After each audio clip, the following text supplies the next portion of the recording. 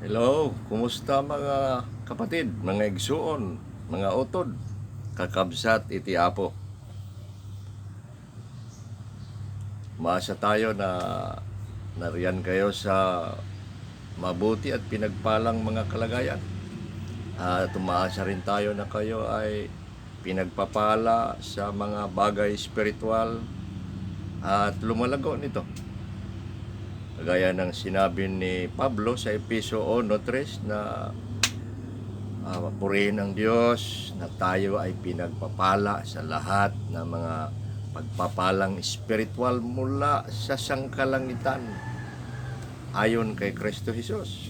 Ganon ang pagpapalang espiritual ng Kristiyano. Sapagkat kung ating gagawan ng kunting survey ang ating pangangaral, simula tayo sa ako sa inyo sa 2020 ng Agosto at hanggang Agosto nung isang taon na nung 2021, simulang Agosto hanggang ngayon 8 buwan, 20 months tayong patuloy sa bawat linggo o Friday na nag-aaral, na matapat na nakikinig, matapat na sinusubaybayan ng mga bagay na mga aral ng Diyos para sa atin. At higit kumulang mga 85 mensahe na tayo. At ngayon baka pang narito na tayo sa pang 86, 86 message. Napakaraming bagay na itinuro ng Diyos sa atin. Naway sa bawat bagay tayo ay masasabing hindi mga tagapakinig lamang, kundi mga gumaganap sa mga bagay na itinuturo ng Diyos sa atin. Tayo muna ay dadako sa panalangin upang ating tanggapin ang mga biyaya mula sa salita ng biyaya. Banal na Diyos, aming Panginoon, kami ay nagpapuri, nagpapasalamat na narito pa kami at binigyan niyo ng kalayaan at kapayapaan upang patuloy kaming magkaroon ng panahon ng pangangaral at pag-aaral sa inyong mga salita. Dalangin namin na minsan pa ay samahan niyo kaming makinig ng matuwid, kaunawa ng tama, at dalhin nyo kami sa pagsagawa sa mga bagay na inyo kaming tinawag. Sa mga ito ang salita ng inyong biyaya. Biyayahan nyo kami ng mga bagay ukol sa inyong salita ng biyaya ngayon sa aming pakikinig at pag-aaral sa pangalan ni Kristo Jesus. Amen. Mga kapatid, ay focus tayo sa pangatlo ngayon na Friday o linggo sa Ebanghelyo. Naway ang salitang Ebanghelyo ay isang napakabigat, napakamahal, napakagandang bagay sa iyong buhay na siya mong gawing pinaka mahal na tinatawag na treasure, na sinasabi sa Bisaya bahandi, pinakamahal na priceless treasure sa ating buhay. At narito pa rin tayo sa pag-aaral ng Ebanghelyo. Naroon tayo sa mga kahulugan at katangian. Naway naunawaan ninyo kung gagawa tayo ng buod. Ang Ebanghelyo lang ay ganito. Ang Ebanghelyo ay ang mabuting balita tungkol sa mabiyaya at mahabaging gawain ng Diyos na Ama na nagbigay, nagpadala ng kaniyang bugtong anak na kusang pumarito upang mabuhay, sumunod, mamatay, namatay, inilibing, nabuhay na muli, at upang siya'y maging ganap na kapalit sa ating paglabag at parusa, maging pantubos at kabayaran sa ating mga kasalanan, maging tagapamagitan upang ipagkasundo tayo muli sa Diyos, at naging katapusang hain at handog para sa ating mga kasalanan. Sa mensaheng ito, tayo ay tinawag ng lahat ay tatawagin ng mga kinilala ng Ama. Tatawagin sa mensaheng ito sa pamamagitan ng pagsampalataya sa mensaheng ito at pagsisisi sa ating kasalanan. Sa pamamagitan ng ang tawag, ang mensahe, tatawag sa pamamagitan ng banal na Espiritu. Siya mangungusap, siya ang magsasalita sa bawat puso. At gamitin niya ang salita ng Diyos. Gamitin niya ang kautusan upang ipaalam sa atin ang kasalanan. Dapat malaman natin itong kautusan na kasama sa mensahe ng Ebanghelyo. Sa kautusan, sa 10 utos, kailangan basahin, ipakilala, ipangaral. Ito ang magdala sa tao sa pagkilala ng kanyang kasalanan, ang salita ng Diyos. At sa pamamagitan din ng salita ng Diyos, tayo'y sumampalataya. Tayo mabuhay, sumampalataya, magsisisi ng ating kasalanan at patawarin ang ating mga kasalanan. Ganon ang makapangyarihang Ebanghelyo. Naway lubos nating naunawaan ito. At kung kulang pa, ibalik natin.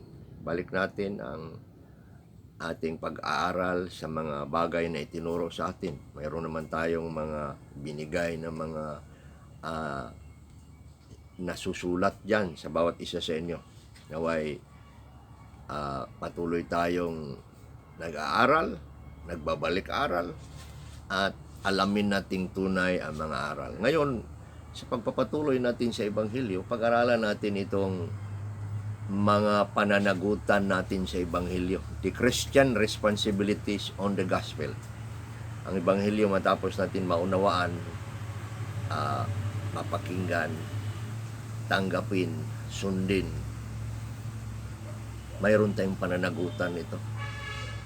Ginawa tayong mga taong katiwala, may pananagutan sa Ebanghelyo. Mga tungkulin o pananagutan ng Kristiyano sa Ebanghelyo, yan ang ating aral ngayon. Hindi lang na tinanggap, binigay, at binago tayo sa pamamagitan ng Ebanghelyo. Ang pagbabago natin ito, dahilan sa Ebanghelyong pumasok sa ating buhay. At tayo ay, sinabi ng Biblia, may pananagutan. We are responsible for the gospel. No? Mayroon tayong pananagutan sa Ebanghelyo. At yan ang ating pag-aralan. 4 na pananagutan ng Kristiyano sa Ebanghelyo. 4 na pananagutan mo at pananagutan ko, tungkulin ko at tungkulin mo, tungkol sa Ebanghelyo. At kailangang mananatili ito na pananagutan hanggang tayo ay may buhay pa sa mundong ito bilang mga Kristiyano.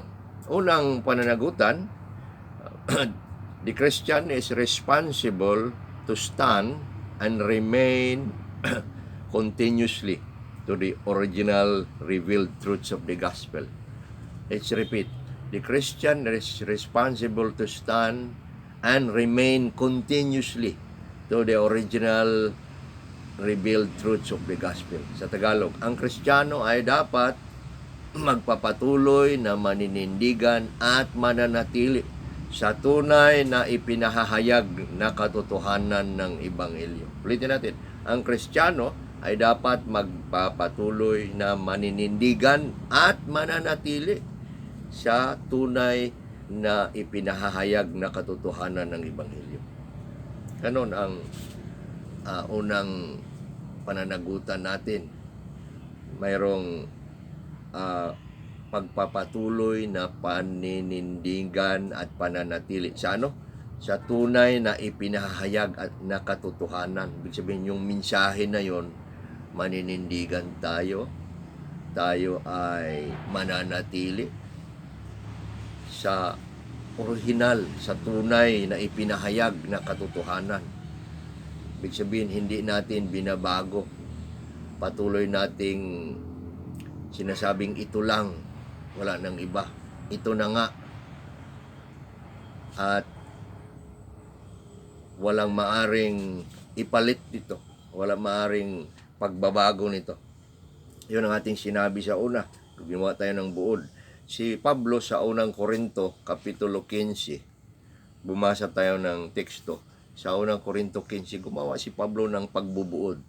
Paul made a summary of the gospel.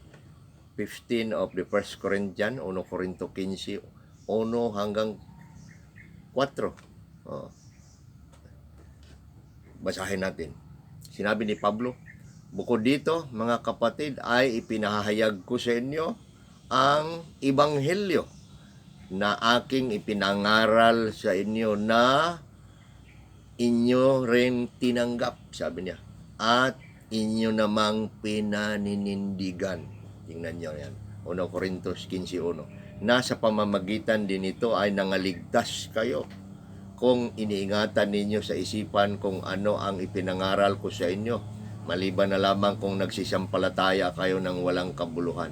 Sapagkat ibinigay ko sa inyo, una sa lahat, yaon din namang aking tinanggap, kung paanong si Kristo ay namatay dahil sa ating mga kasalanan ayon sa kasulatan, at siya ay inilibing at muli siyang bumangon sa ikatlong araw ayon sa kasulatan. Ay gumawa si Pablo ng pagbubuod na tayo'y tumanggap nito, naninindigan tayo, si Kristo'y pumarito, namatay, inilibing, nabuhay na muli. Sumarian, siya ay pumunta, nabuhay, namatay, sumunod, nabuhay na muli, o inilibing, nabuhay na muli para sa ating mga kasalanan. Yan ang iisang ebanghelyo. Wala nang iba. Sa tunay na iisang ebanghelyo na ito, na ating tinanggap, na ating sinampalatayanan, na ating sinagot, na ating sinunod, ay dapat tayong magpatuloy na maninindigan, mananatili nito hanggang sa wakas. Sa iisa na ebanghelyong ito, alam natin na si Kristo ay binigay ng Ama at kusang sumunod. Si Kristo ay ang pinakamabuting balita laban sa kasalanan ng tao at sa kapahamakan nito. Si Kristo sa ebanghelyong ito ay sumunod bilang ganap na kapalit sa ating linabag at sa ating parusa na kamatayan. Sa ebanghelyong ito, si Kristo ay naging tagapamagitan upang tayo ipagkasundo sa Diyos sa kaniyang kamatayan. Si Kristo sa ebanghelyong ito ay nagtubos at nagbayad, pantubos at kabayaran sa ating mga kasalanan sa pamamagitan ng kaniyang buhay at dugo. Si Kristo sa ebanghelyong ito ay naging katapusan at iisang hain at handog sa ating mga kasalanan. At katapusan sa ebanghelyong ito na mensahe ng katotohanan, tayo ay tinawag upang sumampalataya, upang magsisisi sa ating mga kasalanan sa pamamagitan ng banal na Espiritu na siyang mangungusap sa atin, sa pamamagitan ng salita ng Diyos, ang kautusan na dalhin sa atin upang ipakilala ang ating mga kasalanan, sa pamamagitan ng kanyang salita na siyang sa lahat ng bagay na nangyari, salita ng Diyos, gamitin ng banal na Espiritu upang tayo sasampalataya, upang tayo magsisisi ng ating kasalanan. Ito ay pagsunod sa ebanghelyo, pagsunod sa pananampalataya. Yan ang iisang ebanghelyo. At doon tayo tinawag, doon tayo dapat patuloy na maninindigan, doon tayo patuloy na tatayo, maninindigan at mananatili. Ang hindi, ang pagpapalit, pakinggan niyo ito, ang pagpapalit at hindi pananatili sa Ebanghelyo, sa mga katotohanan nating pinag-aralan ng Ebanghelyo, ay hindi katanggap-tanggap sa Diyos at nagdudulot ng sumpa ng Diyos. Ito ang sinabi ni Pablo sa Galacia. Si Pablo sa lahat ng kanyang sulat, sa 13 sulat ni Pablo, sa libro ng Galacia, doon siya matapang at nagagalit.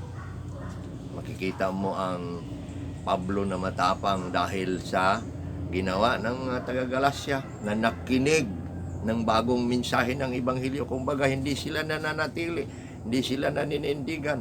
Binago nila ang Ebanghelyo sa pamamagitan ng kanilang pinakinggan at narinig. At ang sinabi niya sa Galacia 1, sa Galacia 1, tingnan natin sa versikulo 6, nagtataka ako at napakabilis naman ninyong nagsilayo mula sa Kanya na tumawag sa inyo sa biyaya ni Kristo patungo sa ibang Ebanghelyo. Ibang Ebanghelyo. Mayroong naiiba, hindi yung dati. Sabi niya sa city na hindi naman, sabi niya, kundi mayroong isang nagsisibagabag sa inyo at nagsisipaghangad na pasamain ang Ebanghelyo ni Kristo. Sa 9:8. Subalit kahit na kami o isang anghel man na mula sa langit ang mangaral ng anumang ibang Ebanghelyo sa inyo maliban doon sa aming ipinangaral na sa inyo, ay hayaan siyang masusumpa. Susumpain. Paparusahan. Yun ang nakakatakot. Kailangang alam natin ang Ebanghelyo. Kailangang maninindigan tayo sa Ebanghelyong tinanggap natin. At ipagpatuloy natin na mananatili nito. Ganon ang Ebanghelyo na iisa. Upang hindi tayo sumpain. Ang mga Ebanghelyo ngayon ay marami na sinasabi nilang Ebanghelyo. May mga bagay na tinuturo na hindi tinuturo ng mga apostol ng Biblia sa tunay na mga nangaral nito. Halimbawa, lagi nating sinusunod yung una, yung sinner's prayer daw, yung panalangin ng makasalanan na ipasunod sa atin. Wala sa Biblia yan. Hindi tayo dapat manalangin na pinapasunod. Ang pagsampalataya at pagsisisi kay Kristo, panalangin natin mismo at hindi tayo sinusulatan at pinapasunod nito. Nangailangan ng buong puso na panalangin. Pangalawa, mayroon itong sinasabing kumakatok na Jesus doon sa Pahayag Kapitulo 3:20 na kumakatok daw si Jesus at papasok sa ating puso. Wala rin sinabi ng Biblia, walang Ebanghelyo na gano'n na ang Jesus ay kumakatok at papasukin sa ating puso. Ang Biblia nagsasabi na ang Ebanghelyo ay isang tawag na dapat pakinggan. Tawag ng pagsisisi, tawag ng pagsampalataya, gano'n. Hindi yung tinanggap si Kristo sa aking puso. Tama naman, hindi naman masama na tanggapin si Kristo sa ating puso. Ngunit sa Ebanghelyo, tinanggap mo talaga ang Ebanghelyo sa iyong puso.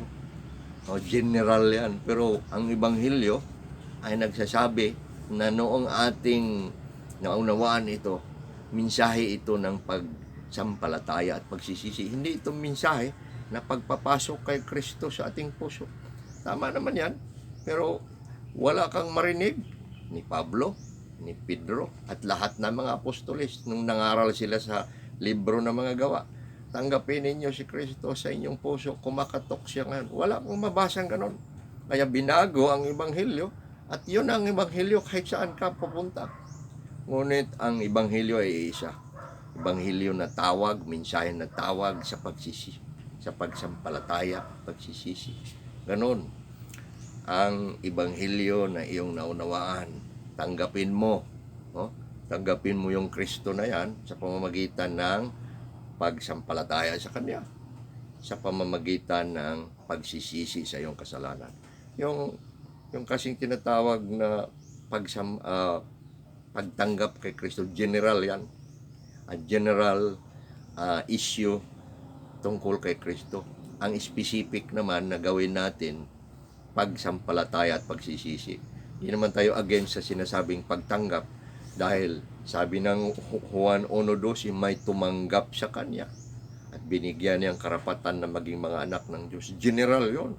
Ibig sabihin, hindi yun ang utos na ipagawa sa atin sa Ebanghelyo. Ang iniutos sa atin na ipagawa doon sa mensahe ng Ebanghelyo ay ang utos ng pagsampalataya sa Ebanghelyo at pagsisisi ng ating kasalanan. Hindi yung pagtanggap kay Kristo sa ating puso. Walang ganon na sinabi, walang ganon na ipinangaral, walang ganon na itinuro.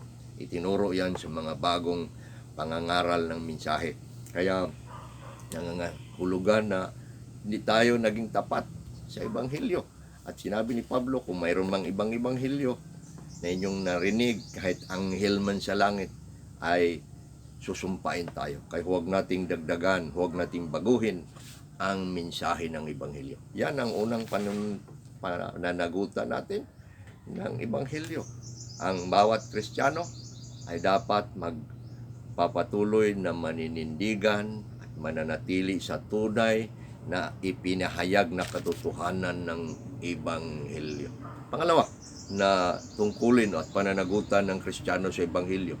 Every Christian should be subject to the gospel. Ang bawat Kristiyano ay dapat nagpapasakop sa Ebanghelyo. Ang pagpapasakop sa Ebanghelyo, yun ang pangalawang tungkulin o pananagutan. Sakop tayo. Sinakop tayo ng Ebanghelyo. Dapat tayo nagpapasakop. Ibig sabihin, ang Ebanghelyo ay may otoridad sa atin. Dapat ilalim tayo, papasakop tayo. Tayo ay saklaw ng Ebanghelyo. Yan ang sabi ng pangalawang Korinto 9:13. Sabi pinuri ni Pablo ang pagbibigay ng mga taga-Korinto sa gawain. At sinabing sila'y nagpapahayag lang ng pagpapasakop sa Ebanghelyo.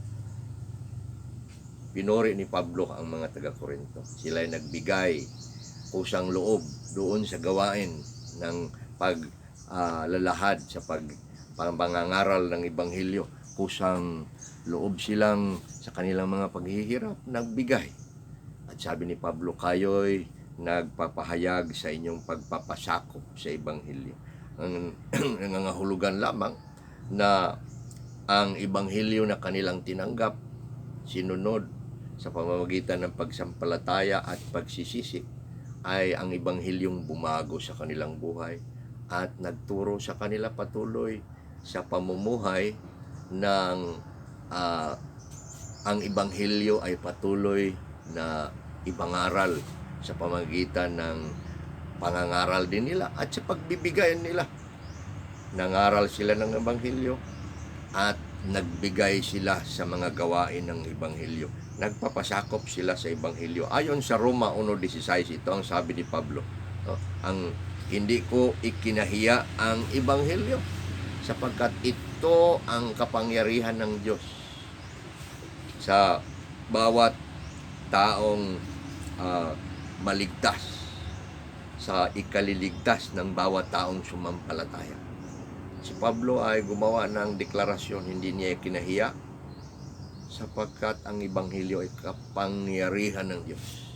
Kapangyarihan ng Diyos sa bawat sasampalataya sa kaniyang kaligtasan.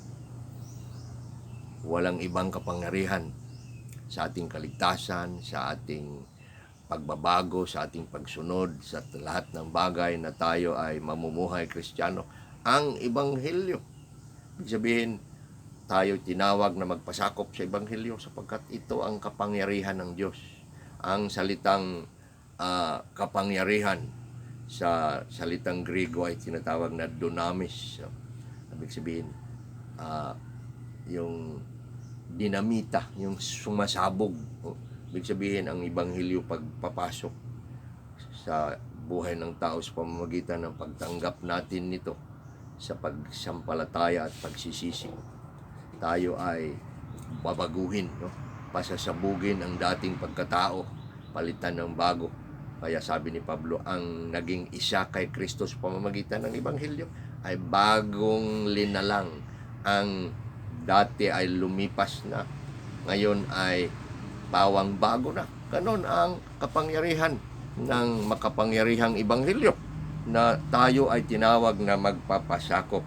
Kaya yun, ang kapangyarihan ng Ebanghelyo ay dalhin tayo sa paglago at sa buhay na matibay sa pamamagitan ng kapangyarihan ng Ebanghelyo. Tayo'y magbubunga at magtatagumpay sa lahat ng mga kasamaan at pagsubok sa pamamagitan ng kapangyarihan ng Ebanghelyo. Kaya dapat lamang mananatili tayo sa pagpapasakop sa Ebanghelyo. Ibig sabihin, ang Ebanghelyo ay sasunod sa atin na riyan. Ang Ebanghelyo naman kasi ay si Kristo. Ang Ebanghelyo ay ang kabuuhan ng ginawa ng Diyos para sa atin. Ibig sabihin, lahat ng ating lakad, saan man tayo pupunta sa buhay kristyanong ito, ang kabuuhan ng mensahe ng Ebanghelyo ay siya ang nagpupuno sa ating pagkatao. Kapangyarihan ito. Ito ang kapangyarihan na tayo'y sinaklaw at walang paraan na tayo lalayo sa kapangyarihang ito. Yan ang pangalawa. Ang bawat Kristiyano ay dapat magpasakop sa makapangyarihang Ebanghelyo. Pangatlo, ang bawat Kristiyano ay dapat mamuhay na karapat-dapat sa Ebanghelyo. Matapos, every Christian should live his life worthy of the gospel. Worthy, karapat-dapat sa Ebanghelyo. Tinawag tayo na mamuhay na karapat-dapat, sang-ayon, umaayon. Karapat-dapat, worthiness of the gospel. Kung ano ang Ebanghelyo, sasabay tayo sa katangian ng Ebanghelyo. Ang Ebanghelyo ay banal, tatawagin tayo sa banal na pamumuhay. Ang Ebanghelyo ay makapangyarihan, umaayon tayo sa kapangyarihan ng Ebanghelyo. Ang Pilipos 1:27 nagsabi, lamang ay pagsisikapan ninyo na maging tulad ng karapat-dapat sa Ebanghelyo na sa inyong pamumuhay. Ulitin natin, lamang ay pagsisikapan ninyo na maging tulad ng karapat-dapat sa Ebanghelyo ni Kristo ang inyong pamumuhay, upang kahit na pumaryan ako, sabi ni Pablo, at makita ko kayo, o kaya wala ako sa inyo, ay mabalitaan ko nawa ang tungkol sa inyong kalagayan, na naninindigan kayong matatag sa isang espiritu, anupat may isang pag-iisip, na magkakasama kayong nagpupunyagi dahil sa pananampalataya sa Ebanghelyo. Ito ang sabi ni Pablo, habilin ng mga taga-Pilipos na sumama sa kanya sa pamimigay ng kanilang ari-arian, mga tulong ayon sa kanilang pag-ibig sa gawain ng Ebanghelyo. At sinabi niya na at kaniyang pinamalakas sila na kayo'y patuloy nawa na maging karapat-dapat sa Ebanghelyo. Paano daw ang sabi ni Pablo na sila'y maging karapat-dapat? Ang pagiging karapat-dapat sa Ebanghelyo, una sa lahat, ay pagsisikap sa pamumuhay na matapat sa Ebanghelyo kahit nasaan man sila. Sabi niya, pumaryan man ako, wala. Ibig kong makita na kayo ay nagpapatuloy sa iisang espiritu. Ibig sabihin, layunin natin na maging katanggap-tanggap sa Diyos. Kung tayo karapat-dapat sa Ebanghelyo, karapat-dapat tayo sa Diyos sa lahat ng lugar, dako, sa lahat ng panahon. May nakakakita man sa atin na kasamang Kristiyano, o wala, tayo'y namumuhay na nanindigan. Pangalawa, Sabi dito, tayo'y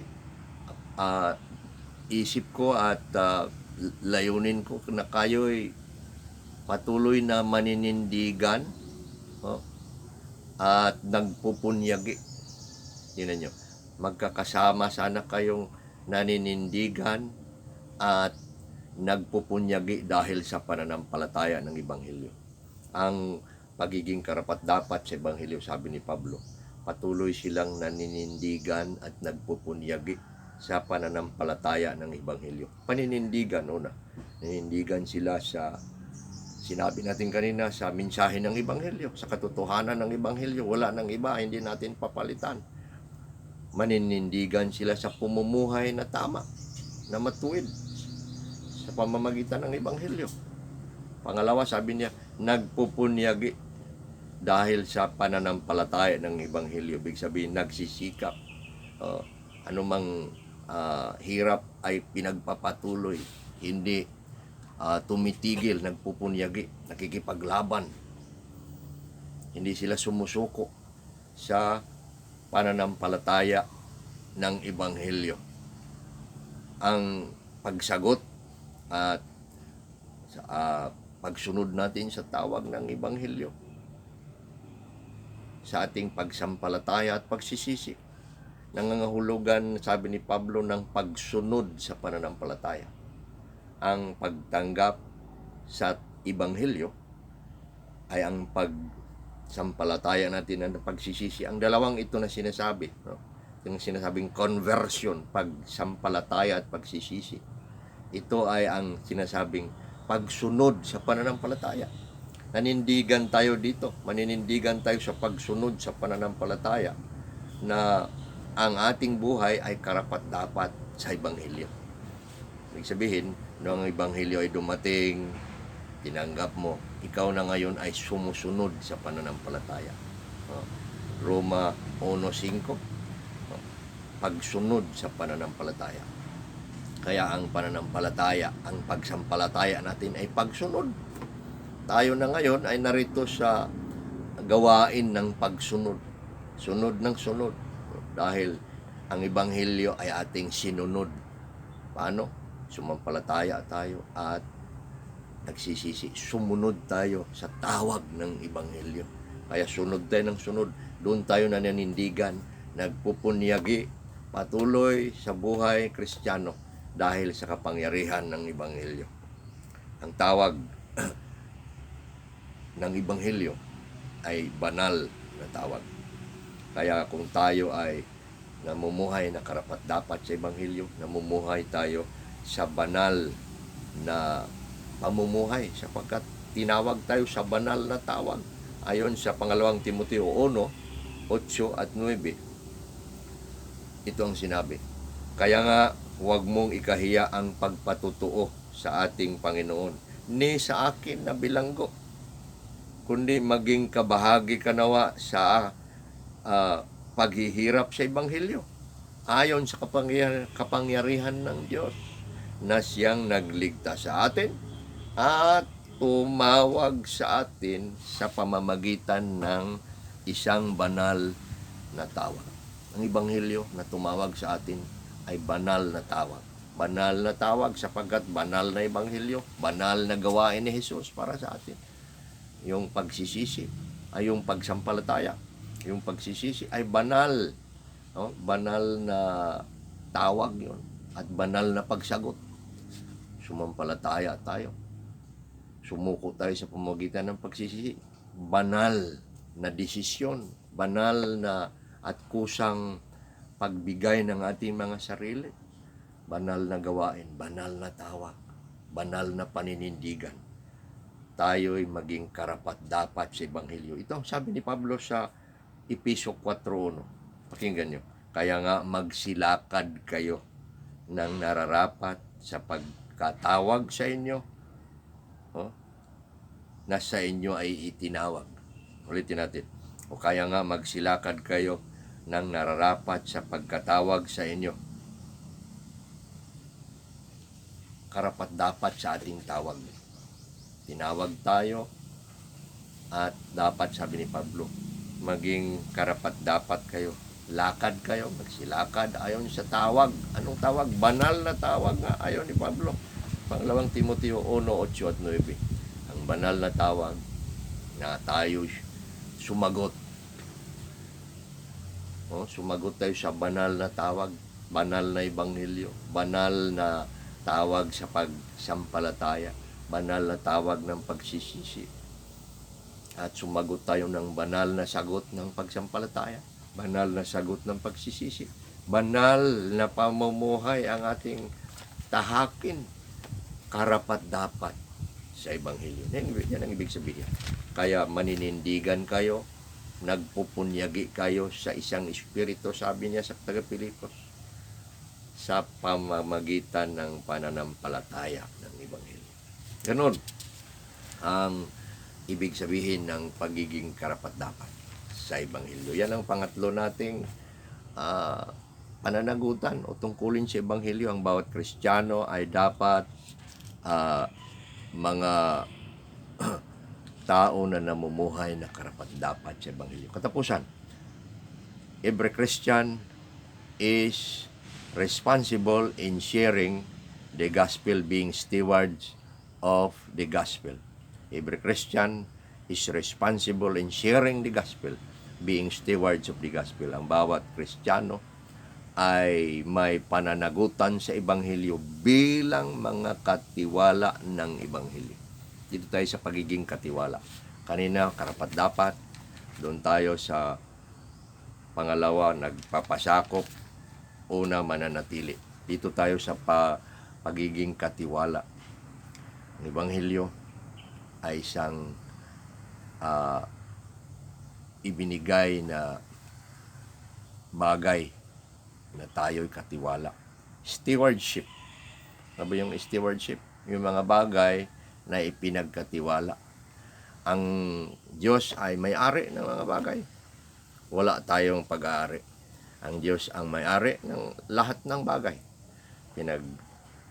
Binawa tayong mga katiwala ng buhay, katiwala ng panahon, katiwala tayo ng mga ari-arian, katiwala tayo ng pera, katiwala tayo ng ating health, ating katawan, mga bagay sa ating buhay na sinasabi ng nating atin pero hindi pala. Wala tayong pag-aari. Ang Diyos ang may-ari ng lahat. At kasama sa pagiging katiwala na ipinagkatiwala sa atin ay itong ebanghelyo. Sa buhay Kristiyano, tayo ginawang mga katiwala sa ebanghelyo. Ang ebanghelyo ay ang dahilan na tayo binago, kapangyarihan na nagbago, kapangyarihan na bumabago, kapangyarihan na tayo magtatagumpay sa buhay Kristiyano. Katiwala tayo nito. We are stewards of the gospel. Ibig sabihin, noong tayo ay tumanggap ng ebanghelyo, tayo ay naging katiwala. Ay sabi ni Pablo sa unang Korinto 4:2 na dapat ang katiwala ay matapat. It is required of stewards to be faithful, matapat. At ang bawat Kristiyano una sa lahat ay katiwala sa ebanghelyo. Katiwala ka, katiwala ako. Sabi ni Pablo sa 1 Tesalonica 2:4, kung paanong kami ay pinahihintulutan ng Diyos na mapagkatiwalaan ng ebanghelyo, maging gayon kami nagsasalita. Hindi tulad na nagbibigay lugod ng tao, kundi sa Diyos na sumusubok sa aming puso. Sabi ni Pablo, sila'y pinahintulutan. They were allowed by God to become stewards of the gospel. Ibig sabihin, hindi lahat na magsasabing Kristiyano ay maging katiwala. Ang mga katiwala ay tumanggap ng ipinagkatiwala ng maayos. Ibig sabihin, ikaw ba ay tumanggap talaga ng ebanghelyo? Sumampalataya ka ba ng totoo at nagsisisi na iyong kasalanan? Binago ka ba nito? Yun ang naging katiwala. Sila ay ginawang pinahintulutan sa pagtanggap ng tunay ng ebanghelyo. Katapatan sa ebanghelyo, karapat-dapat sa ebanghelyo, nagpapasakop sa ebanghelyo. Ginawang mga katiwala. Kaya ang ating pagiging katiwala, nagpapasakop tayo sa Ebanghelyo. Tayo'y ilalim sa kapangyarihan ng Ebanghelyo. Tayo'y mga tao na namumuhay karapat-dapat sa Ebanghelyo. Tayo'y naninindigan sa mensahe at hindi natin pinapalitan. Tayo'y mga katiwala. Sa Roma 1:14, sabi ni Pablo, may pananagutan ako sa lahat ng mga Grego at mga barbaro. Sabi niya, sa mga marurunong at sa mga mangmang. Ang ibig sabihin ni Pablo, na dahil siya'y katiwala, siya'y may pananagutan, siya'y may pagkakautang, ang ginamit niyang salita sa lahat ng tao. Sabi niya, mga Grego noon, mga barbaro, yung mga hindi Grego. Sa panahon ni Pablo, may mga barbarians, mga barbaro, mga German tribes. Ito yung mga sumakop sa panahon ng Roma. At may mga marurunong at may mga mangmang. Ibig sabihin, walang pinipili.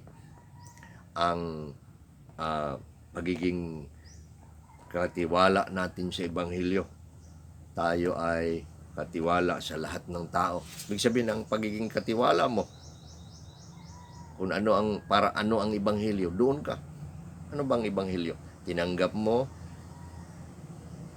ito'y itinuro, ipinangaral sa pamagitan ng pangangaral ng iba.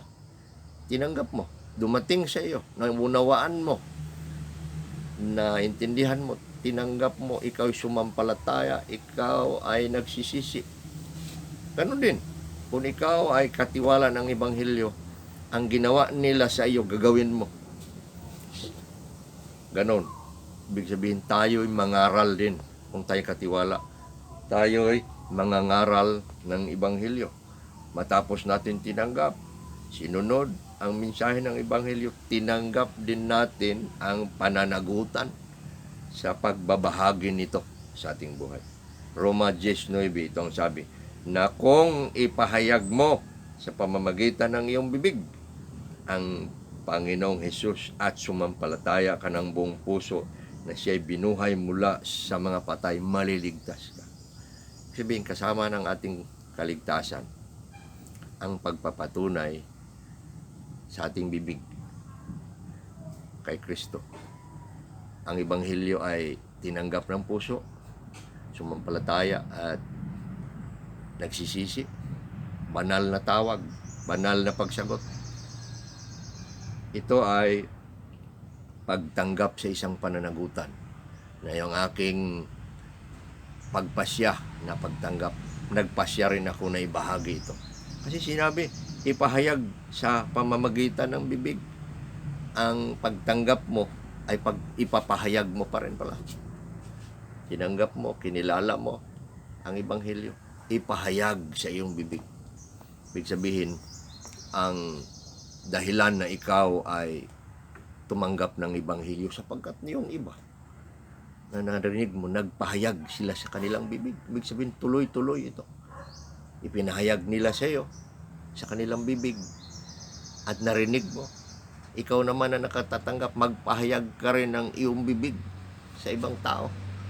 At iyon ang marka na sila'y naligtas, nagpahayag ng bibig, nakaunawa, sumuko sa banal na tawag, sa pagsisisi, sa pagsampalataya. At ikaw rin naman, ipahayag mo na si Kristo sa iyong bibig, sumampalataya ka ng buong puso at na siya'y nabuhay mula sa mga patay. Maligtas ka, sabi. Matthew 10:32 at 33, ito naman ang sabi. Kaya nga ang sino mang magpapahayag sa akin sa harap ng mga tao, ay ipahayag ko rin siya sa harap ng aking Ama sa langit. Subalit ang sino mang hindi magpahayag sa akin sa harap ng mga tao, ay hindi ko rin siya ipahayag sa harap ng aking Ama sa langit. Ganon. Kung tayo nagpapahayag, nagsasabi sa lahat ng tao, hindi natin ikinahiya, hindi rin tayo ikakahiya ng Diyos sa harapan ng mga anghel sa langit. Ngunit kung tayo'y mahihiya at hindi magpapahayag, ikakahiya rin tayo. Sabi ng Panginoon, kakatakot na dahilan ng pagtakwil sa atin. dapat hindi tayo itatakwil nung tayo sumampalataya ng totoo, sumunod sa isang banal na tawag, at susunod din sa pagiging katiwala. Ipahayag ng ating bibig sa mga kaibigan, sa mga kasama una sa bahay, sa mga kaibigan, sa katrabaho, sa mga tao na tayo ay magkaroon ng relasyon. Panalangin natin, gamitin tayo ng Diyos ang ating bibig, bigyan tayo ng kapangyarihan, bigyan tayo ng lakas, bigyan tayo ng pananaw, bigyan tayo ng pagsuko sa bagay na ito, na hindi ito optional, no? Ibig sabihin, hindi ito gift na maaring gawin mo, hindi. Ito ay utos ang bawat isa, lalaki o babae. Ipahayag mo ang Ebanghelyo. Ikaw ay katiwala. Ang pagiging katiwala ay hinahanap isang araw. Maniningil ang Diyos sa mga katiwala at tatanungin tayo. Malalaman ng Diyos kung tayo ba'y nagpapahayag at nahihiya sa Kanya. Sabi ni Pablo kay Timoteo, huwag kang mahiya sa pagpatutuo sa Ebanghelyo. Sasama ka sa aking paghihirap sa Ebanghelyo na nagligtas sa iyo at tumawag sa iyo sa isang banal na tao. Ito, mga kapatid, ang pananagutan natin sa Ebanghelyo. Ang Ebanghelyo na kapangyarihan ng Diyos. Una sa lahat, dapat tayo ay mananatili nito. Pangalawa, dapat tayo patuloy na nagpapasakop sa kapangyarihan nito. Pangatlo, tayo ay mamumuhay na karapat-dapat nito. Pangapat, dapat tayo maninindigan ng mga katiwala. Mga katiwala ng Ebanghelyo, nagpapahayag ng Ebanghelyo. Naway ang pananagutan at ang tungkulin natin sa Ebanghelyo ay mananatili sa atin isang responsibilidad, tungkulin na hindi maaring tanggalin, na hindi maaring palitan, na hindi maaring iwanan. Narito tayo, mga taong responsable, mga taong tinawag at susunod sa pananampalataya ng Ebanghelyo. Manalangin tayo. Purihin ka, Ama naming Diyos, sa Ebanghelyo na tinanggap namin, na kaloob mo na biyaya at habag sa amin. Palakasin niyo kami, tulungan na kami naway maging tapat sa Ebanghelyo, maging magpapasakop sa Ebanghelyo, maging karapat-dapat sa Ebanghelyo, at maging matapat na mga katiwala sa Ebanghelyo. Dalangin namin ito sa pangalan ni Kristo Jesus. Amen. Salamat, mga kapatid, sa isa na namang yugto at panahon ng pakikinig ninyo sa mensahe ng salita ng Diyos. Hanggang sa sunod na panahon ng pakikinig.